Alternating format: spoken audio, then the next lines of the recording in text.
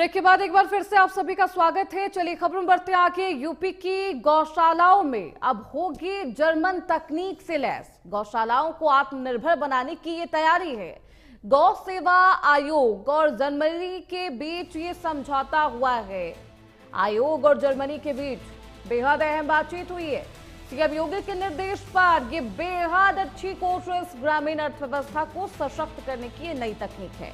चयनित गौशालाओं को विशेष तकनीकी ट्रेनिंग भी दी जाएगी। यूपी की गौशालाओं को अब अंतर्राष्ट्रीय स्तर की आधुनिक तकनीक से लैस किया जाएगा। सीएम योगी आदित्यनाथ के निर्देशों के बाद प्रदेश की गौ सेवा और संरक्षण की दिशा में बेहद अहम कदम माना जा रहा है। यूपी गौ सेवा आयोग और जर्मनी की एक प्रतिष्ठित संस्था के बीच इस संबंध में एक खास MOU पर हस्ताक्षर किए गए।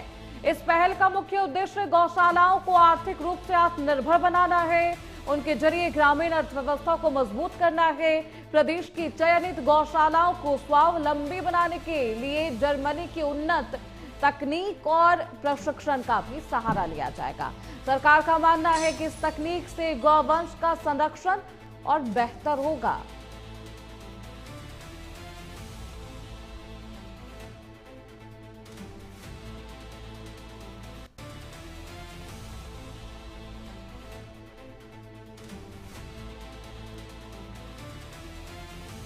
तो इस खबर पर ज्यादा जानकारी के साथ हमारे सहयोगी अमित मिश्रा हमारे साथ जुड़ चुके हैं। अमित, गौशालाओं को लेकर अब क्या कुछ खास होने वाला है? जर्मन तकनीक से लैस होंगी गौशालाओं और जर्मन के बीच क्या कुछ समझौता, किन किन विषयों पर MOU साइन किए गए? जी बिल्कुल, देखिए तो आपको बता दें कि जिस तरीके से गौ सेवा आयोग के अध्यक्ष के साथ जर्मनी की जो कंपनी है उससे MOU साइन हुआ है और ये बड़ा MOU है।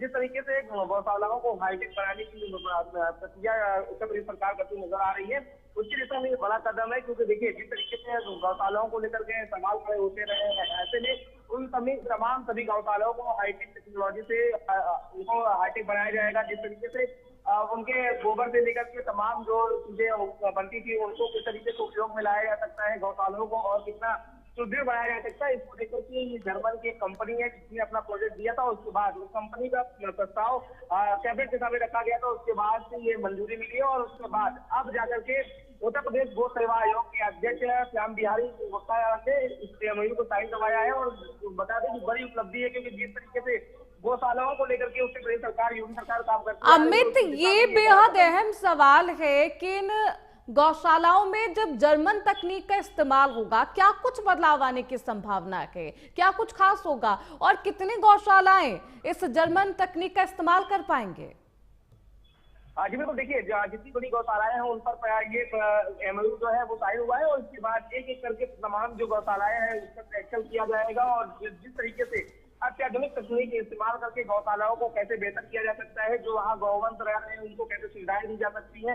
उसके बाद गौशालाओं के माध्यम से बात करें तो जिस तरीके से गौ सेवा आयोग काम कर रहा है, गौ सेवा आयोग का ये प्रोजेक्ट है कि जैसे आप देखिए कि अभी अगर हम बात करें तो गैस की भी देखने को मिल रही है, तो ऐसे में किस तरीके से गोबर से लेकर के गैस बनाई जा सकती है, किस तरीके से गाय के गौमूत्र से तमाम चीजें फिनाइल बनाना हो या तमाम अन्य चीजें बनाना हो, इस तरह की तमाम चीजों को लेकर के जर्मन तकनीक का उपयोग किया जाएगा, जिससे कि जो गौवंश है जिनको गौशालाओं में रखा गया है उनको सुविधाएं मिल सके और उससे जो आर्थिक तौर पर मजबूती है वो भी उत्तर प्रदेश सरकार को मिलती हुई नजर आएगी। तो साफ तौर से कहा जा सकता है कि बड़ी उपलब्धि है। MOU जर्मन तकनीक का जब इस्तेमाल किया जाएगा तो गौशालाएं जो है वो और हाईटेक नजर आएगी, गौवंशों को सुविधाएं मिलेगी और उसके बाद उत्तर प्रदेश में जिस तरीके से गौशालाओं को लेकर के उत्तर प्रदेश सरकार काम करती नजर आ रही है उस पर भी बढ़ोतरी नजर आएगी।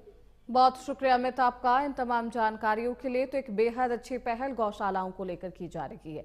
चलिए खबर बढ़ते आगे। देश के पहले इच्छा मृत्यु प्राप्त हरीश का निधन हो चुका है। 13 साल बाद हरीश